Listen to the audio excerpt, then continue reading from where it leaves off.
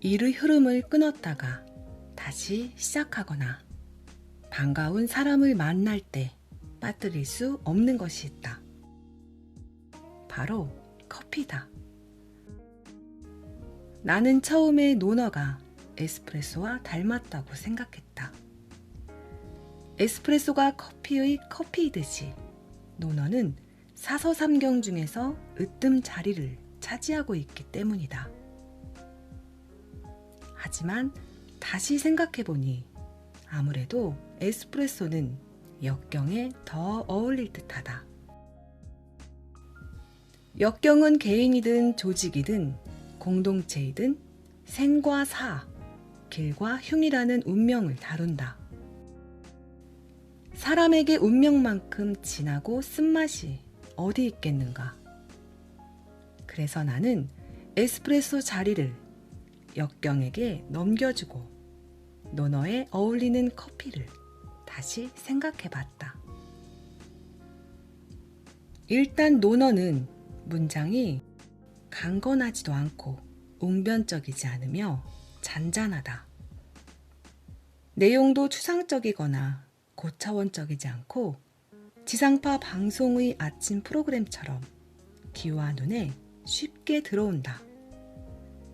그래서 다들 쉽게 노너에 달려들지만 실상 접하고 나면 에이, 겨우 이딴 소리 가지고는 이라며 책을 집어던질 수 있다.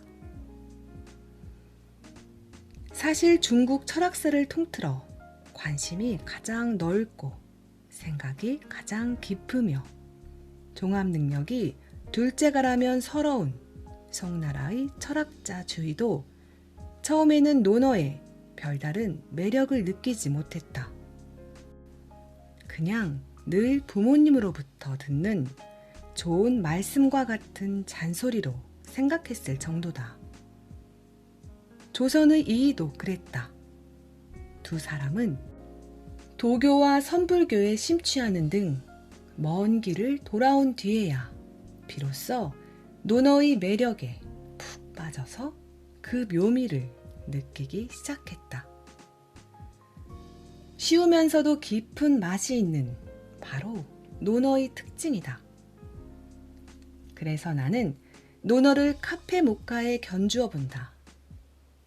우리는 처음에 입술과 혀로 초콜릿 가루를 만난다. 다음으로 잔을 약간 기울이면 느리게 움직이는 구름 같은 휘핑크림을 만난다.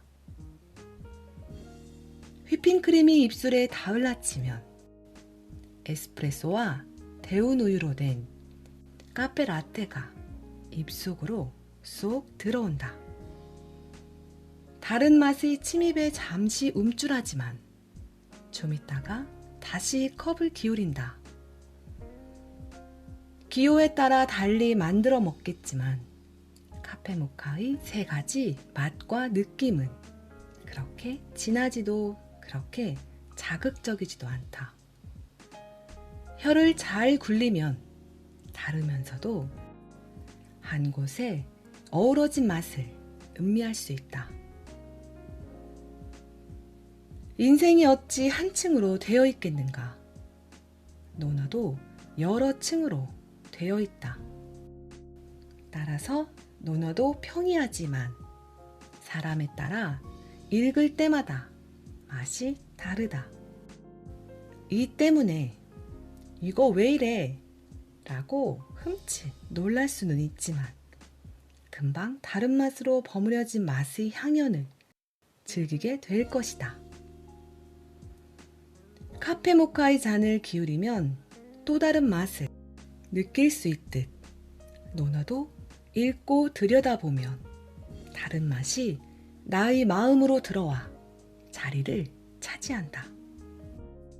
그때 카페 모카가 주는 맛과 느낌만큼이나 노너가 주는 맛과 느낌도 부드러우면서도 깊다.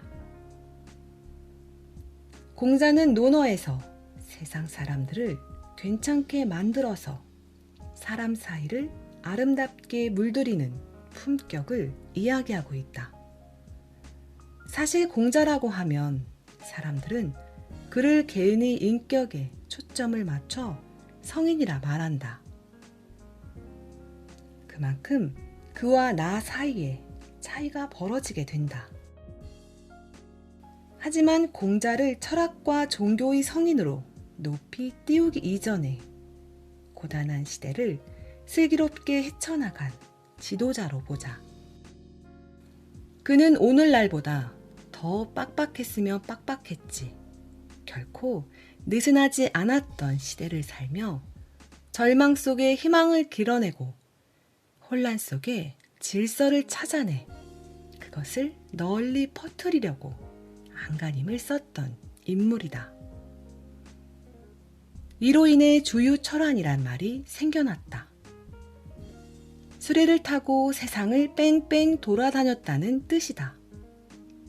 여행 때문이든 사업 때문이든 오늘날 우리도 비행기를 타고 세계 곳곳을 누빈다. 빗대어 표현하면 주유기환이라고도 할 수 있겠다. 이처럼 우리도 인생의 구비를 넘어가며 저 한 사람은 기본이거니와 딸린 사람과 걸음을 맞추며 앞으로 나아가지 않는가. 이끌어 간다는 점에서 나와 다를 바 없는 공자를 통해서 인생과 사회의 난제를 푸는 비결을 이야기해보자. 요즘도 사람이 둘만 모여도 내가 잘났니? 내가 잘났니? 다투며 우당탕 싸우기 마련이다. 그런데 공자는 출신 성분이 다른 3천여 명의 제자 집단을 이끌면서 그들 사이를 탁월하게 조율해 개개인의 능력을 최대로 끌어올렸다. 물론 그가 만들어낸 것은 사람들이 먹고 입는 생필품이나 먹고 사는 문제를 풀어내는 자본이 아니었다. 그것은 지혜이자 의미였다. 그것이 얼마나 깊으면 3천여 명의 목마름을 풀고도 남았으며 허기를 채우고도 남았을까.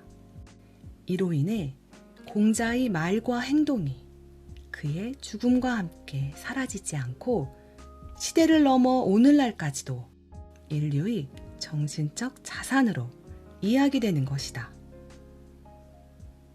이렇게 보면 우리는 논어를 통해 공자라는 역사적 인물의 품격을 엿볼 수 있을 뿐 아니라 커다란 조직을 살맛나는 공동체로 만들어가는 지도자의 품위를 느낄 수 있다. 이 책에서는 주로 두 가지를 살펴보려고 한다. 하나는 공자의 말을 통해서 나 자신이 품격 있는 사람이 되기 위해서 갖춰야 하는 덕목을 알아보는 것이고, 다른 하나는 공자가 어떤 덕목을 어떻게 발휘했기에 주위 사람들과 목표를 함께하며 자신들의 세계를 만들어갔는지를 알아보는 것이다. 논어에 나오는 말로 하면 이 둘은 숙이 아닌이라고 할 수 있다. 자신을 잘 건사하면서 주위 사람들을 편안하게 하는 것이다. 우리가 무엇을 위해서 그렇게 해야 하느냐고 물을 수 있지만 결국 우리네 인생도 숙이 아닌으로 요약되지 않겠는가. 이처럼 숙이 아닌은 오래된 질문이지만 낡은 질문이 아니다. 그것은 수시로 끄집어내서 나의 앞길을 비춰보도록 만드는 빛과 같은 것이다. 논어와 관련해서 재미있는 이야기가 있다. 태조 조강윤을 도와 송나라를 일으켰던 조보라는 사람이 있었다. 그는 일찍이 전쟁터에서 사느라 글을 읽을 짬이 없었다. 송나라를 세운 뒤에 그는 퇴근하면 문을 걸어 잠근 채 책 읽기에 공을 들여 학식을 쌓게 되었다.